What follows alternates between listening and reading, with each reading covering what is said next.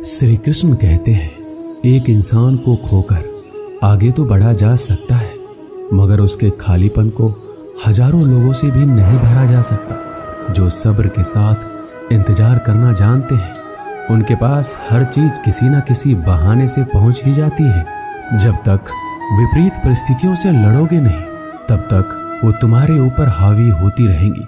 सिर्फ वक्त के भरोसे मत बैठे रहना। किस्मत वालों के हाथ खाली रह सकते हैं, लेकिन मेहनत करने वालों के कभी नहीं। दुख तब होता है जब आपको एहसास हो जाए कि जिसे आप सबसे ज्यादा महत्व दे रहे हैं, उनकी नजरों में आपका कोई महत्व नहीं है। वो लोग अक्सर बदल जाते हैं जिन्हें हम हद से ज्यादा वक्त और इज्जत देने लगते हैं। धोखा साथ चलने वाले ही देते हैं। ये कल भी सच था और आज भी सच है। बात बुरी लगे तो दो तरह से सोचो। यदि वह इंसान बहुत जरूरी है तो उस बात को भूल जाओ, और अगर बात बहुत जरूरी है तो उस इंसान को भूल जाओ। श्री कृष्ण कहते हैं, सत्य का स्वीकारना मनुष्य के लिए बहुत ही महत्वपूर्ण है। जब तक मनुष्य सत्य को स्वीकार नहीं करता, उसे असत्य से लड़ने की शक्ति प्राप्त नहीं होती। जब आप भोजन करते हैं तो आपका पेट स्वीकारता है कि वो भर चुका है और भोजन करना बंद कर देते हैं। जब आपको निद्रा आती है तो क्या होता है? आपका मन स्वीकारता है कि आपका शरीर थक चुका है और उसे विश्राम की आवश्यकता है। उसी प्रकार जब आपको किसी बुरी आदत को रोकना हो तो आपको स्वीकारना पड़ता है कि बहुत हो चुका है। लालच या मदिरापान, उस बुरी आदत को त्यागना तभी प्रारंभ होता है जब आप ये स्वीकार कर लेते हैं कि आप उस बुरी आदत के बंधक हैं।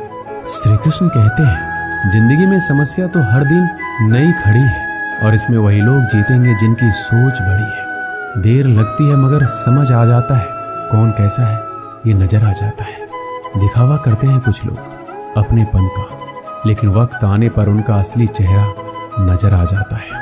आप किसी के लिए चाहे कितना भी कुछ कर लो, जिसको धोखा देना है वो धोखा देकर ही रहेगा। छोड़ दी हमने हमेशा के लिए इच्छा करना।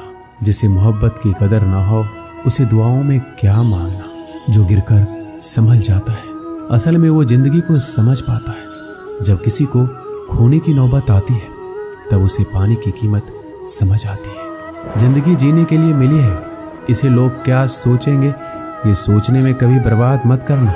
मंजिल आसान हो जाती है जब कोई अपनेपन से कहता है, तू परेशान मत हो, सब ठीक हो जाएगा। हे ईश्वर, मुझे किसी के दिल पर बोझ मत बनने देना। जो मुझसे दूर होना चाहते हैं, मुझे उससे पहले ही दूर कर देना। किसी का साथ अगर जिंदगी भर चाहते हो तो उसे ये बात कभी मत बताना कि तुम उसे कितना चाहते हो।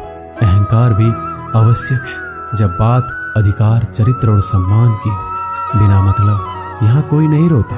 दर्द जब गहरा हो, आंसू तभी गिरते हैं। श्री कृष्ण एक छोटी सी कहानी के माध्यम से कहते हैं कि एक दिन प्रातः एक व्यापारी अपने घर से निकला।